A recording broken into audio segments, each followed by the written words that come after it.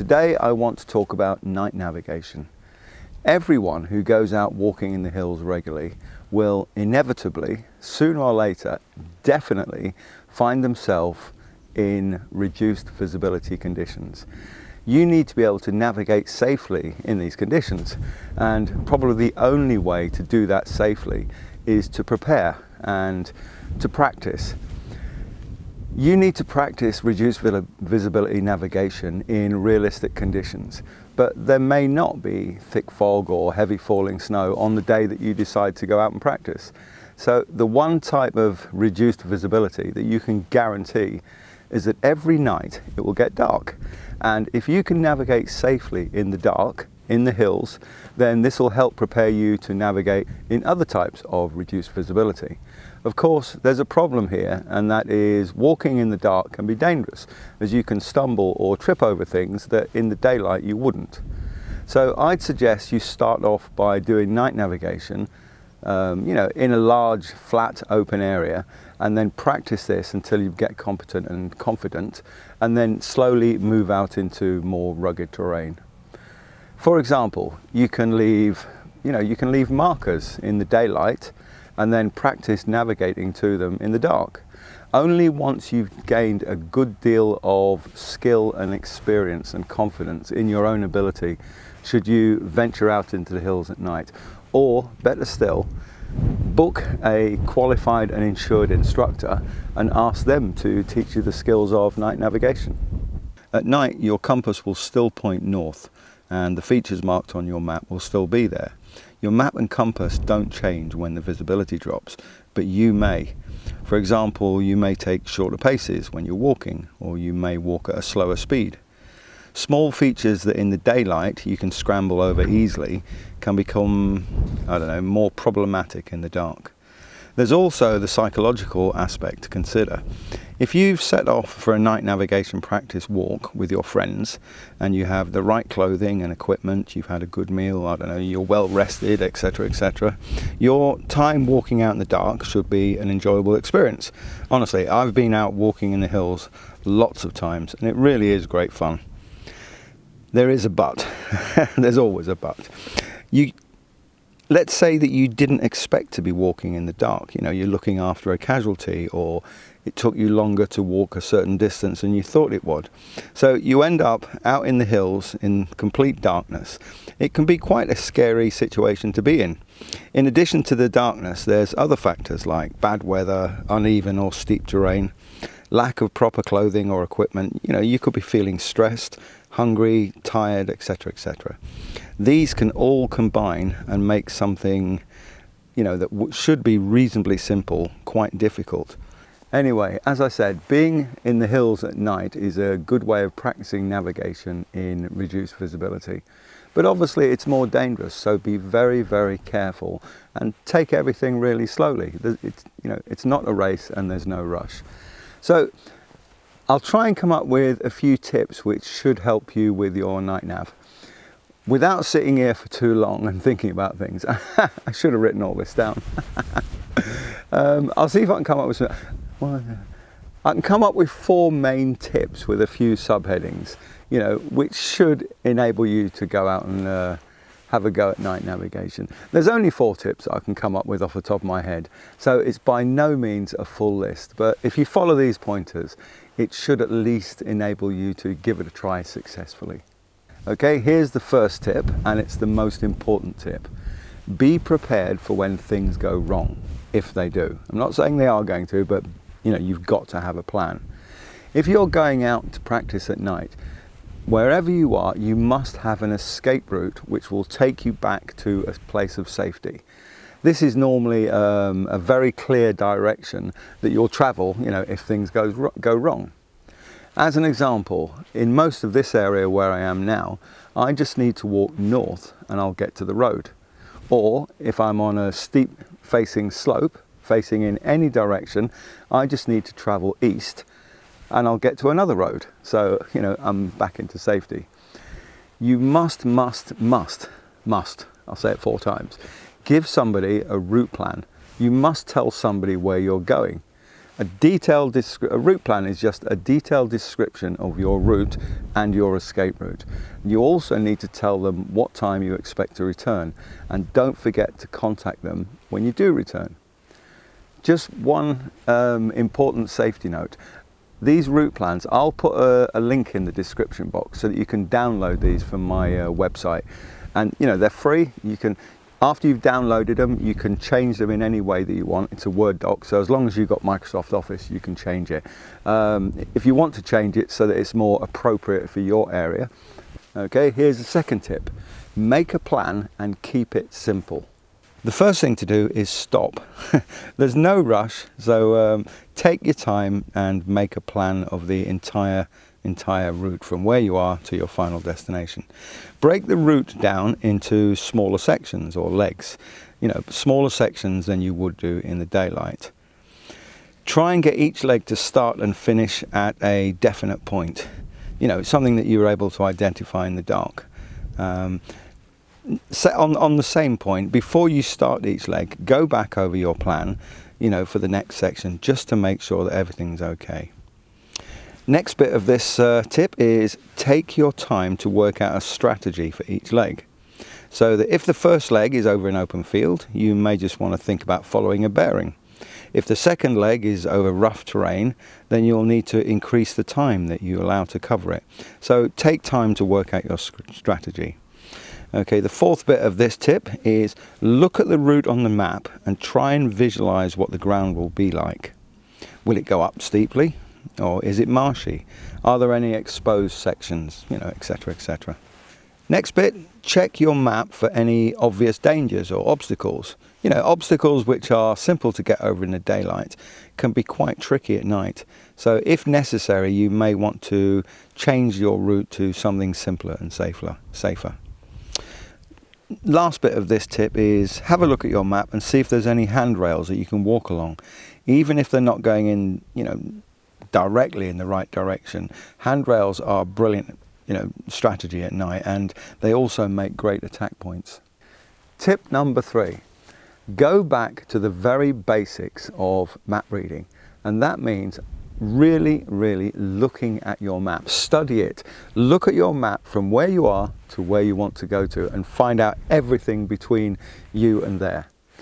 You need to think about things like, off the top of my head, bearings, pacing, timing, handrails, collecting and catching features. All those things, by the way, I'll put links. I've done videos in, you know, that go over each one of those topics in detail, so I'll put links in the description box. The next thing goes back to the psychological aspect. Trust your map and compass. Don't start second guessing. I see a lot of people doing this when they're first starting out at night time. They even do it in the daytime. You know, what can I say? If your compass tells you to walk in a certain direction and you've checked that lots of times and it is the correct direction, then follow it. Your compass won't lie to you. But at night time, your brain can do. If your map shows tightly packed contours 100 meters ahead after you start walking the leg and you don't find any steep ground, then it's time to stop and reassess. Your map will also not lie to you, but your mind might. Next thing on this, going back to basics, you can tell even in the darkness what type of slope you're on. Check where you are on the slope against where the map tells you that you are, and are the two the same? If you have a barometer on your watch, by the way, that makes, you know, it makes it a lot easy. Go back to the 3 A's of slopes, which is angle, aspect and altitude. So angle is how steep is the slope? Is the steepness changing as you're walking up and down it in the dark? Next thing, aspect, which direction is the slope facing? Check it with your compass. On your map, should the slope be facing in that direction? Altitude, how far have you gone up the slope? How long have you been walking, you know, compared with how long it should have taken you to reach the top? If you know you're walking up a 100-meter slope, it's going to take you a few minutes. But if you've been walking for 5, 6, 7 minutes, it's time to stop and have a look at your map, have a good look around and reassess and try and find out where you are on your slope, on that slope. Don't forget, the 3 A's of slopes are angle, aspect and altitude. Yeah, how steep is it? Which direction is it going? And where am I on that slope? On the same theme of keeping things simple and going back to the basics, I mentioned pacing and timing. You need to accept that at night time it's going to take you longer to get somewhere. So also, you know, work that into your pacing and timing, and definitely use the 10% rule. If you haven't heard of the 10% rule, it's a rule of thumb. It works in the daylight and it works at night time. It's normally about right, but it's a rule of thumb, so it's not exact, and it's different for everyone. Most experienced outdoor people use the rule of 10%, 10% rule of thumb, sorry. So what that means is, if you're walking along a flat, straight path, then you don't add anything to your timing. Just work on your normal timing. Everything that makes walking more difficult, you add 10%. So if you start walking uphill, add 10%. If the ground whilst you're walking uphill is rocky, you're walking up a rocky slope, then add another 10%. If something else that could make walking more difficult, if one of your group is really, really tired, then add another 10%. So everything that makes walking more difficult, add 10%. That is the 10% rule of thumb for walking. Look at your maps. You look at your map for attack points. An attack point is just something that you definitely confidently can walk to. You know, it may be a wall junction or a summit or in a trig point, triangulation point. Something that you know that you can walk to that is in the right direction towards your final destination. And then once you get to that attack point, then you can start all the fine navigation, you know, the fiddly bits. But use attack points, you know, if they're there. Look around you. That's people don't do that at night. I've seen it. I've followed groups when I'm running a course, and they look directly in front of them. Don't look around. You know, you can see as far as your head torch will shine. So the better your head torch, the easier night navigation is. You know, last top tip, whilst we're speaking of torches, if you look at your map and your map is either a laminated map or it's inside a waterproof case, it's plastic case, shine your torch at the map at an angle, and that will reduce the glare into your eyes, so you'll be able to read the map better. Okay, here's my last tip, equipment. Basically, you need, you know, for night navigation, walking over the hills at night, you need the same equipment and clothing as you do in the daytime. Now, I know some people will disagree with that and they'll write me lots of comments, but that's because they're not carrying the right equipment in the daytime. When you pack your rucksack, assume that things are going to go wrong. 99.99% of the time they don't, but you have to carry the equipment on the assumption that you are going to end up in a reduced visibility conditions. You know, all of a sudden the mist and the fog is going to come down. Well, not the mist, but the fog.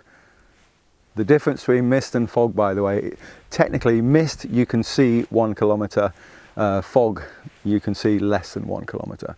Other than that, it's just airborne water particles. But anyway, it's almost started to waffle there, which I'm well known for. So, equipment.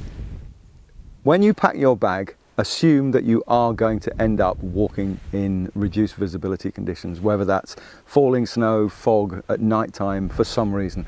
So you don't really need any extra equipment in your bag for nighttime walking than you do for daytime walking. Hopefully you've got that. Now, the one bit of advice I always give that some people disagree with, you must have 2 torches. You need 2 head torches that work. You know, it doesn't matter which one you're using because they both work exactly the same. They work as well as each other. You know, if anything goes wrong, you know, you lose one or it's switched on in your rucksack by mistake and the batteries have gone dead or the bulb's not working, it doesn't matter. You just take out the other head torch and use that. Ignore anybody that tells you to carry spare batteries. You need to carry 2 head torches. I'm not saying any more on that. That is my final word. 2 head torches. That wasn't a waffle, that was a bit of a rant. Anyway, so that's it. 4 tips to get you out, start practicing night navigation. So don't forget, number 1, be prepared for when things go wrong. Number 2, make a plan, but you know, stick to it if you can, but make it flexible. Number 3, stick to the basics of navigation. Don't do anything fancy. That is looking at your map and remembering compass bearings, pacing, timing, handrails, contour recognition, everything, but stick to the very basics. Number 4, equipment. Carry the same equipment that you do in the daytime, assuming that you carry the correct equipment in the daytime, and most importantly, carry a spare head torch. So that's it. Thanks for watching.